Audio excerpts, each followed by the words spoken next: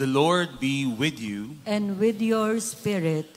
A reading from the Holy Gospel according to Matthew. Glory to you, O Lord.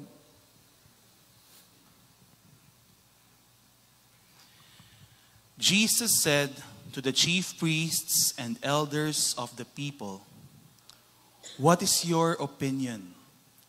A man had 2 sons. He came to the first and said, 'Son, go out and work in the vineyard today.' He said in reply, 'I will not.' But afterwards changed his mind and went.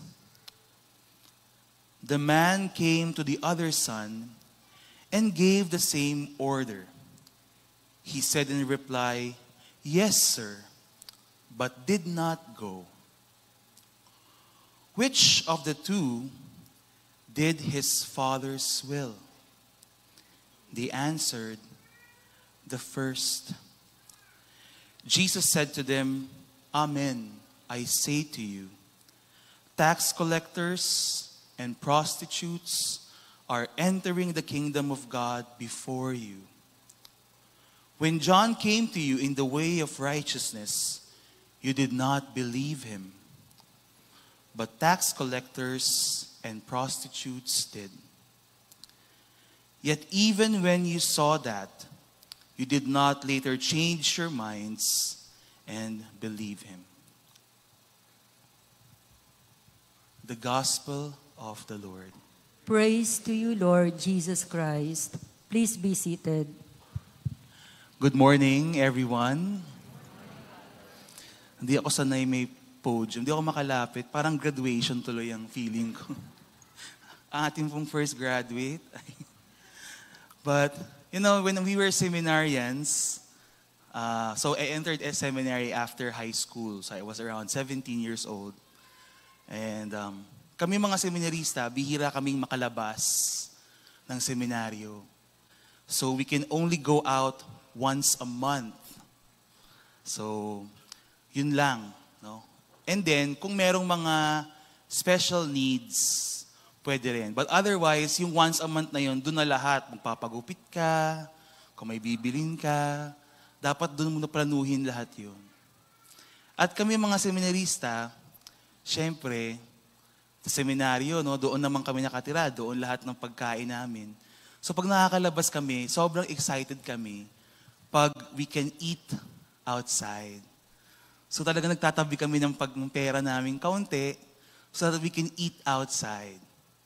And nung time na yon, so nung I was 17, so mga 3 years ago,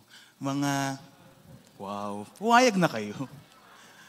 Nung panahon yon, so early 2000s, ang favorite naming kainan, Mang Inasal. Bakit? Only rice. Nako. May kasabihan tayo sa simbahan. Sa mga church circles, alam nila to. And the saying goes, magpakain ka na sa isang barangay. Wag lang sa mga seminarista. So one day, malaking grupo kami, mga 12. Punta kami sa silang yung aming seminary. Punta kami sa Tagaytay. Doon lang may Mang Inasal nun eh. Punta kami, 12 kami. Tapos, order kami ng meal. Tapos, extra rice, extra rice, extra rice. Talagang naiinis na ata yung waiter sa amin. Kasi hindi kami matapos-tapos. Talagang ini-expand namin yung manok na maliit. No? Alam niyo yan, di ba? Survival skills, college eh. So, ini-expand namin yun. Eventually, nakailan na kami talaga. Eventually, nilagay na nung waiter yung rice cooker sa table namin. And then sabi naman, nakakahiya naman. Pero sabi nung waiter, "Don't worry sir, marami pa yan." So, ang saya-saya namin. You know, and alam niyo yung minsan feeling niyo, hindi totoo yung promise nila ng Anli.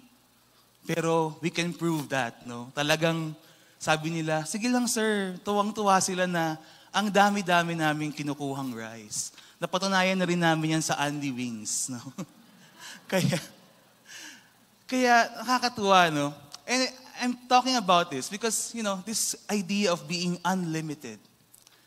And if you look at the gospel today, and the gospel, the last Sundays, kung naalala nyo pa, they're all pointing to one thing.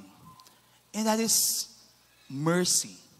Mercy that is unlimited. Walang katapusan. Walang hangganan. Last week, anong sabi ng vineyard owner? Are you envious because I am? Siyempre, nakalimutan nyo na. Yumuko na kayong lahat, di ba? Kasi generous. Dahil what did he do? Nagpasweldo siya, pare-parehas. Kahit yung mga 8 hours at 1 hour lang nag-work, pare-pareho ang sweldo. Before that, Peter asked 3 Sundays ago, how many times do I forgive, Lord? 7 times? Anong sagot ni Jesus? 70 times 7 times. In short, walang katapusan. 4 Sundays ago, di ba? Ano ang gospel? How do we correct each other? Una, lalapitan mo in private, tapos may kasama ka, tapos sa buong... In short, we have to be helping each other and correcting each other. All of these, hindi po yan by accident. Because our Sunday readings are not accidents. Hindi po kami nagtatambyolo tapos pipiliin namin yung readings for today. Those are by design. And all of this point to mercy. Mercy that is what? Unlimited. Endless. Walang katapusan. And the vineyard owner last week and the father who owns a vineyard this Sunday exhibits that the most. This father, kilala niya yung mga anak niya. He probably knew what their responses would be. The same way na kayo, yung mga parents nyo, kilala kayo. Kayong mga magulang, alam nyo na yung mga anak ninyo. Alam nyo pag pinaghugas nyo yan, hapunan na hindi pa rin nahuhugasan yung pinaghugas ninyo. Alam nyo na yan. Yet this father still bothers to invite them. Still bothers to involve them. Because even though their response will be inadequate, he still says, I want you to be part of this. Minsan nasa Mang Inasal kami, sabi namin, nakailang cups of rice na ba tayo? Sabi ng isa, hindi ko na alam, hindi ko na binibilang, mahalaga, unlimited. Diba? Ganun din yung father. Hindi ko naman binibilang how many times you please me or you not please me. Ang mahalaga, sa akin, bilang tatay, I will never stop asking you to be part of this, to work with me, to be with me in this work of salvation. Kaya patuloy siyang nag-i-invite. Patuloy siyang nag-aalok. Ganon din sa ating lahat. Now, we know that the Father has unlimited mercy. Now the question is, what is the best response? And we have 2 choices given in the gospel. Yung isa nag-yes, pero hindi ginawa. Yung isa nag-no, pero ginawa. Which is better? What do you think? Siyempre yung ginawa. But actually, they're both incomplete answers. Pero simulan natin dun sa nag-yes. Kasi minsan, ganun tayo, di ba? Lahat naman tayo, we want to say yes to God. And many times, we do say yes to God. You're being here right now at Mass, that's a yes to God. That's wonderful. You're being at the feast, you're attending your LGs, you're serving here.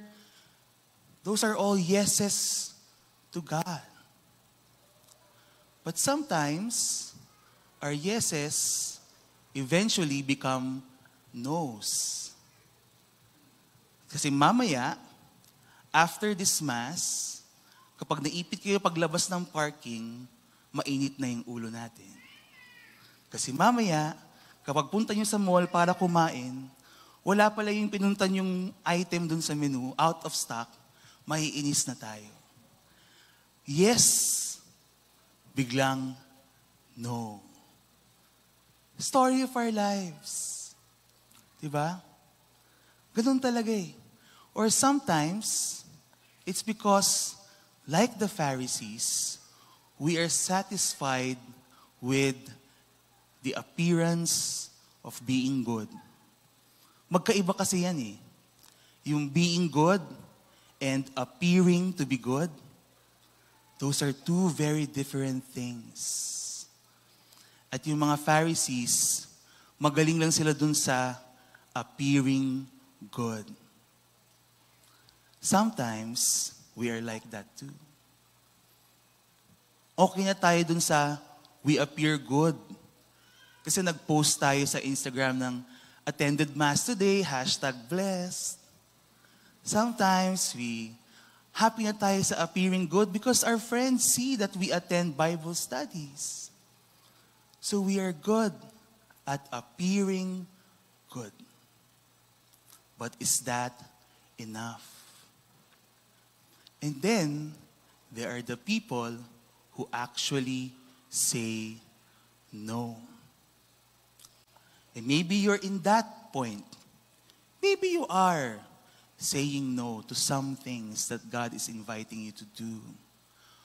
Or maybe we know people who say no to God, to the church. There are people that you have invited again and again to the feast or to Mass, pero ayaw talagang sumama. If you are there, you can also look to God, who has unlimited mercy and who keeps on inviting. Ang concern lang natin, ito. Tayo, bilang simbahan, I hope that we emulate the Father. Hindi tayo magsawang mag-invite at mag-alok. Kasi minsan, our attitude is, dahil ayaw nyo, ayaw ko na rin. Because you say no to me, because you say no to going to church, then we'll not invite you anymore. And that's a problem. Because we're not acting as if we have unlimited mercy.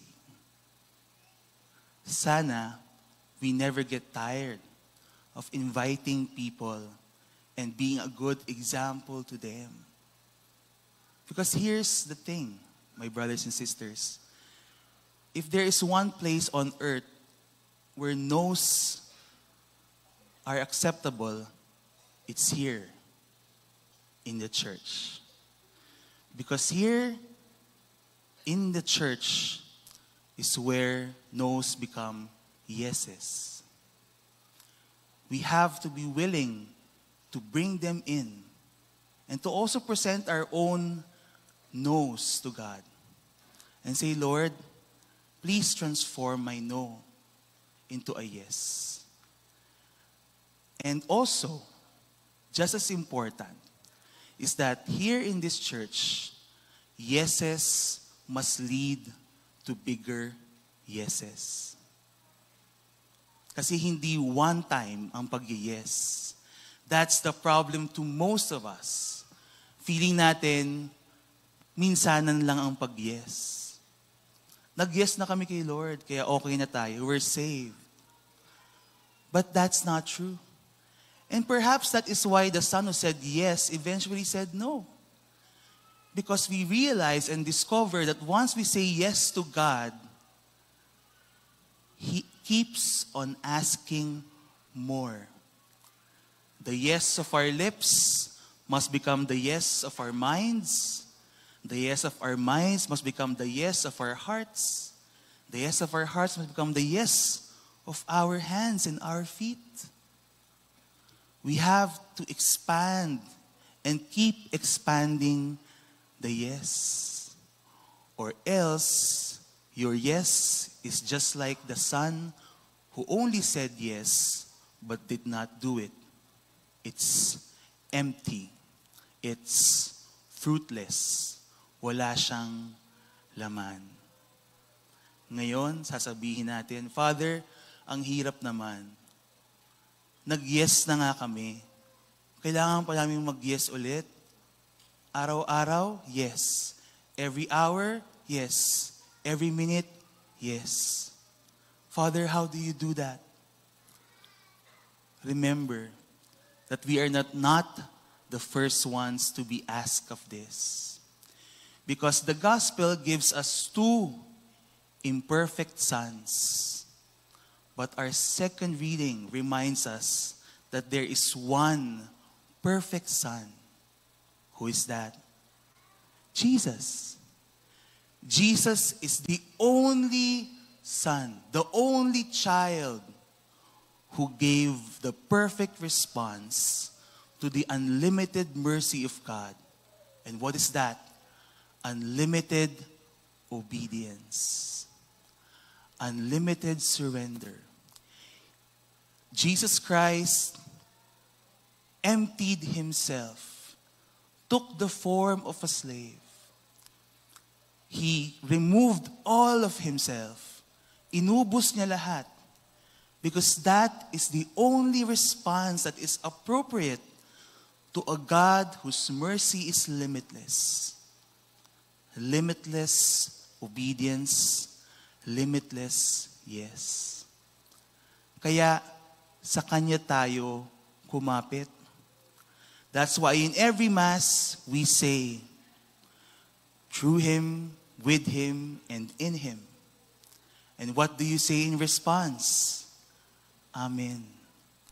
In every Mass we are here not to strengthen ourselves or to enrich ourselves, but we are here to acknowledge na kung kami lang, the demand is impossible. Hindi namin kakayanin. Ang buhay na ito, kung sarili ko lang, I will fail. But we come here because we know that here in the Eucharist is the Son who did not fail. Here in the Holy Mass, we meet the only perfect child who gave the perfect yes. And that perfect child wants you to be part of Himself para sama-sama tayong makapunta ng langit. So my dear brothers and sisters, we examine ourselves. Examine ourselves in what ways do we say no to God? And more importantly, in what ways is God asking us to give bigger yeses? In family, at work, in your service at church, or just in the middle of traffic, or in the middle of a busy mall, in what ways are God asking you to say yes and yes and yes? May God bless us all. We rise to profess our faith.